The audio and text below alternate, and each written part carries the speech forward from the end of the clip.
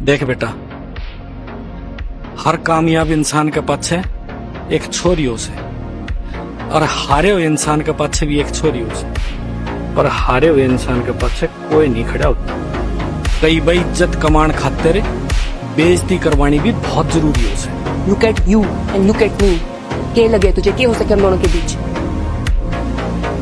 और तेरी औकात क्या है, एक जोकर?